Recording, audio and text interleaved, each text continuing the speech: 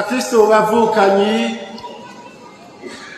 turi mu kanyamuneza ka Pasika aho Yesu yazutse mu bapfuye ashishikara yiyereka abigishwa biwe ngo babone kandi bemere ko ari muzima.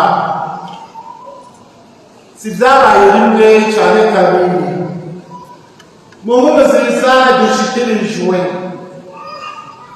turumvise ko ku mugoroba w'umunsi wa mbere w'indwi Yesu abonekeye abigishwa biwe bakoraniye hamwe akababwira ati nimugire amahoro. Yasanze abatumwa biwe bakoraniye hamwe umunsi wa mbere w'indwi, umunsi Yesu yari yazukiyeko. Iminsi 8 iheze yarasubiye kubabonekera bari hamwe, ari naho hava umunsi w'Imana duhimbaza buri ndwi mu gukoranira hamwe ngo duhereze umwuka w'Ukaristiya nk'uko Umukama yari yabivuze ati murabigire munyibuka. Kandi ko dufungura umukate tugasangira ku gikombe tuba turiko turibuka urupfu n'izuka ryiwe nk'uko Pawulo mweranda abitubwira.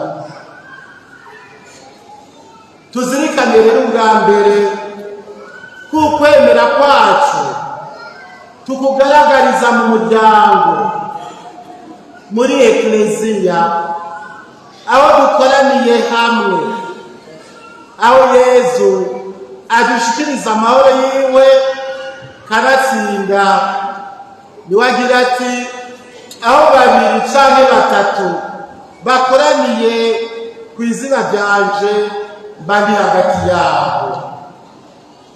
Ubwa kabiri kuri uwo munsi w'Imana wa kabiri wa Pasika ari umunsi w'Imana w'ikigongo c'Imana, dufise abadiyakoni babiri bagira ngo batirwe mw'ibanga ry'ubusaserdoti. Ndababwire yuko bagiye kuba abasuku n'abashikiriza b'ikigongo c'Imana. Iminsi 8 iheze abigishwa ba Yesu Kristo bari bakoraniye hamwe. Ugukoranira hamwe kuri abo bigishwa bari bagitekewe n'ubwoba bw'urupfu rwa Yesu Kristo rwasa n'urwabaranduye umutima. Byari ingirakamaro kugira ngo baremeshanye kandi baronke umwanya wo gutegera no kuzirikana ibyabaye. Niho Yesu rero yasubira akababonekera kandi akabipfuriza amahoro. Inkuru nziza iratwiganye ko Yesu yabonekeye abigishwa biwe Toma, umwe bita Didimo, atarihaye.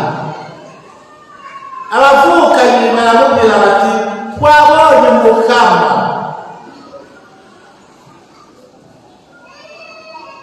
Ariko Toma we aranga kuvyemera, arakavuga ati jewe nyene niboneye intoroza ya misumari ngo shire ku rutoke rwanje, mbone n'urubavu rwiwe ngo shire ku rushi rwanje, sinzokwemera.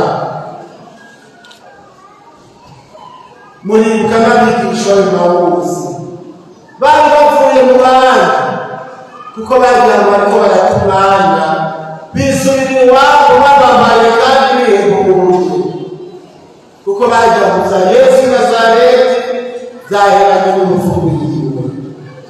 Yesu wenyene ubwiwe niwe yahindukiye arabigereka mu nzira barimo, arababwira ko byari byo umwana w'umuntu ababare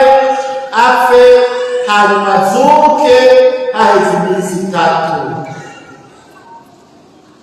bamumenye amani mukate mbere baca bararonga ingoga zo gusubira i Yerusalemu naho mbere basanga bamwe 11 bakoranye kumwe n'abagenzi babo.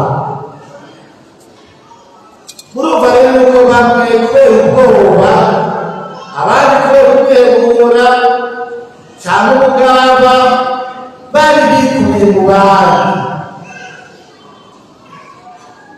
Yesu yazutse niwe ashishikara begeranya abaremesha ngo bakomere mu kwemera no mu butumwa bwo gushimira intahe izuka ryiwe.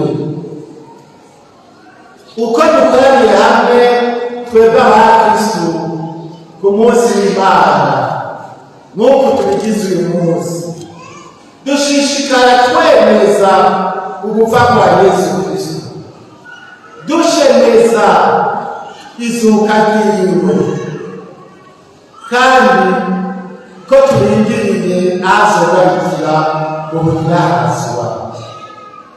Muri iryo koraniro ryacu beranda ry'aburi niho tugaburirwa imfungurwa y'ijambo ry'Imana n'umukate w'Ukarisitiya, arivyo biduha igikuriro gishitse iyo tuvyakiranye ukwemera. Ni nacyo gituma ata mukristu yosinze ataviboneka gukoranira hamwe n'abandi ba Kristu ku munsi w'Imana, kuko abariko arihima iyo mfungurwa y'umutima imubeshaho, yo muzigama ikamukomeza akarakira umara mu muryango. Ahandi ho arananuka nyagire n'ishamarira uwo muryango, kuko bwa buzima bw'Imana bwobwirijwe kumukomeza no kumuseruka, bukamubungabunga nk'urugingo rufatanye n'izindi ngingo zigize umubiri wa Yesu Kristo ari we Mesiya utabamushemeye muri we. Yesu abonekera abigisha biwe yababwiye ati nimugire amahoro. No ku munsi wa mbere w'indwi, umunsi yazuka, yari yabibabwiye abibabwira ubwa kabiri. Nibwo abigishwa biwe bari bakeneye amahoro, kuko urupfu rwa Yesu rwari rwabahungaranije rurabanyagira umutima, ariko mwavyumvise Yesu abaramukije ngo nimugire amahoro, bashe buzura akanyamuneza ka Pasika, mu kubona ko Yesu yari yapfuye ari muzima. Akanyamuneza k'izuka kazi mu y'amageragezo yo kubabara no gupfa, akanyamuneza kajana n'amahoro amwe Yesu aduha atanumwe ashobora kuyatwara. Akanyamuneza n'amahoro bikomoka ku kumenya no kwemera ko Yesu Kristo yapfuye akazuka ari muzima. Natwe b'Abarundi turamukanya amahoro, twifurizanya amahoro, twifuriza abacu abo dukunda. Kuri twebwe abakristu kuramukanya amahoro, kwifuriza abavukanyi biradusaba gushobora kubona Kristo muri mwene wacu twipfuriza ayo mahoro, kugira ngo tuyamushikirize amahoro akomoka kuri Kristo we mahoro yacu. Tuzi neza ko ayo mahoro yayaturonkeye mu kudupfira ku musaraba,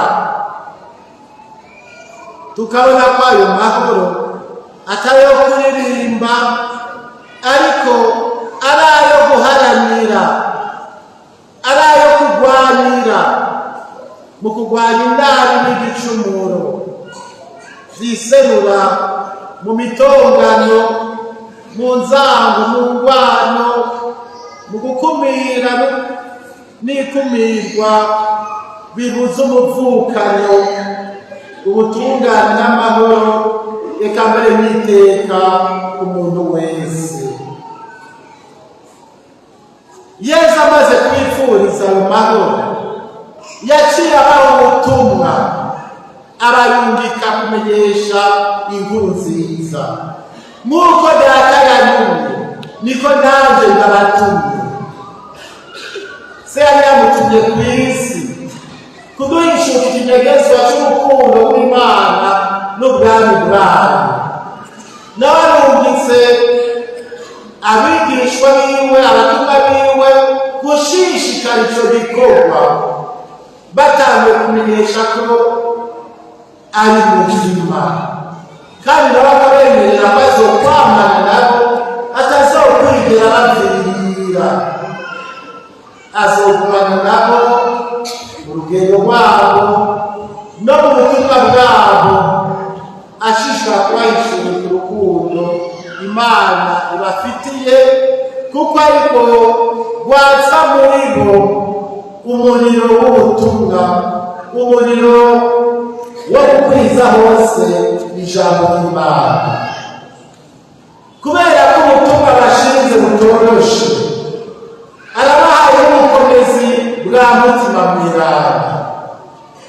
Nimuronke mutima mweranda, ntibazoba bonyene, bazoba bari kumwe na mutima wa Yesu Kristo, ariwo mutima w'ukuri, ariwo mutima w'ubukomezi, ariwo mutima w'ubweranda, mutima w'urukundo. Nanoneho nabo nyene basanzwe barigize, bari mu mubiri wa Yesu Kristo, bakaba n'indoro yiwe. Niyo rero mutima mweranda avyagira muri aba badiyakoni bagira batizwe mw'ibanga ry'ubusaserdoti. Aya majambo barayumva neza. Aya majambo niyo mbere akunda gukoreshwa mu mwuka z'imisa z'aho bagira abasaserdoti, kandi aya majambo ndaza kuyabashikiriza mu kubaha ububasha bwo kwiregesha kuri iyi Dominika y'ikigongo c'Imana. Ni vyiza ko tuzirikana ubutumwa bw'umusaserdoti nk'umusuku n'umushikiriza w'ikigongo c'Imana. Idominika y'ikigongo c'Imana yashinzwe na Papa Yohani Pawulo wa kabiri mu mwaka w'2000, aho yashira mu gitabo c'Aberanda umubikira Faustina Kowalska yari yarose ubutumwa bwo kumenyesha ikigongo c'Imana n'ivyiza bigikomokako. Mbere aranasaba muri Ekleziya ko hoshingwa idominika y'umunsi y'ikigongo c'Imana, nk'uko nawe nyene yari yabisabwe n'Umukama mu mabonekerwa yari yaronse. no rero umweranda Pawulo wa kabiri yemeza ubwo butumwa yarose. Iyi Dominika ya kabiri ya Pasika akayitirira ikigongwe c'Imana. Papa Benedikito wa 16 niwe yabwiye abasaserdoti mu mwaka wari ubahariwe aya majambo ati: mwokwama mugaruka mu cemerezo n'ikibanza duhimbarizamwo ikigongwe c'Imana, ariko kandi n'ikibanza mwobamwo kenshi kugira ngo abakristu baronke ikigongwe, impanuro n'uruhoza. Iruhande y'ubuherezi n'ubuka ya misa umwanya abatemeza akamenya bw'ikigongwe, kwakira abacumuzi no kuyobora imitima y'abakristu birerekana ko umusaserdoti ategera ubutumwa bwiwe kandi abwakiranya akanyamuneza, akagendera ibanga ryiwe rikomoka mu isakramento ry'umusaserdoti, tutokwitiranya n'umwuga canke akazi. Bavukanye mugira mwakirwe mw'ibanga ry'umusaserdoti, murongo ubutumwa buhambaye bwo kurikurira abantu ibicumuro kubw'ububasha bwa Mutima Mweranda. We Mukama akaba atanga ubuzima. Dutangarire ingene Imana ica ku muntu w'amagara make n'aba bavukanye, ikabaha ububasha bwo kuyuzuriza n'abantu, bwo kuba abuzuriza abana, bakayuzuriza mu gufasha abantu gusubiza hamwe ku bw'isakramento ry'ikigongwe. Ubwo butumwa bagabana bukomoka ku Mana, Imana rukundo kigongwe, Imana munyakigongwe, idusaba natwe kuba abanyakigongwe. Iyo Mana yaturemye kubera urukundo rwayo. Turabona ko mu migenderanire n'igihugu cayo yari yitoreye igasezerana naco, ico gihugu nticazigama iyo sezerano, ariko uko bahemukira iyo sezerano niko Imana yabereka imbabazi zayo n'ikigongwe bafitiye, ikarivuguruza, ikarigira rishasha gushika muri Yesu Kristu yaranguye isezerano rishasha kandi rizokwamaho mu gusesa amaraso yiwe, gutyo twese tuharongera ikigongwe c'ibicumuro vyacu, kugira ngo uwumwemeye akiga ibicumuro vyiwe vyose abone gukira. Bavukanye, Yesu Kristu niwe nyonga z'ikigongwe c'Imana, nk'uko Papa Francisco aritubwira. Niwe rero mwokwama mufatirako, we tubona ko atatinya kwakira abanyakabi n'abatoza kore, agasangira nabo kugira ngo abereke ko bohinduka bagasubiza hamwe n'Imana. Murazi ko abafarisayo n'abanditsi babimwagiriza, nawe arababwira ati: sinazanywe n'abeza. Abakomeye so bakeneye umuganga, nazanywe n'abanyabicumuro n'abanyakabi ngo bigane. Ubwo butumwa nibwo mugiye gushingwa, mugiye rero kuba abatumwa b'ikigongo c'Imana, abatumwa mbere b'Imana, Imana nyakigongwe, Imana ikiza ibicumuro, Imana irekurira abantu ibicumuro, ikegeranyiriza abana bayo bose mu muryango umwe w'Ekleziya. Ikigongwe iyo umuntu acakiriye bivuye ku mutima wera, kirahindura ubuzima bwiwe, kikamwuzuzamo akanyamuneza. Nico gituma rero ata muntu n'umwe yobonera ikigongwe canke gikeneye yokibura ari umuntu. Ni ubutumwa bwo kuremesha, ni ubutumwa bwo gutanga ubuhoza buva ku kigongo c'Imana, ni ubutumwa bwo kuremurira abantu imitwaro yabo, ubutumwa bwo kumurikira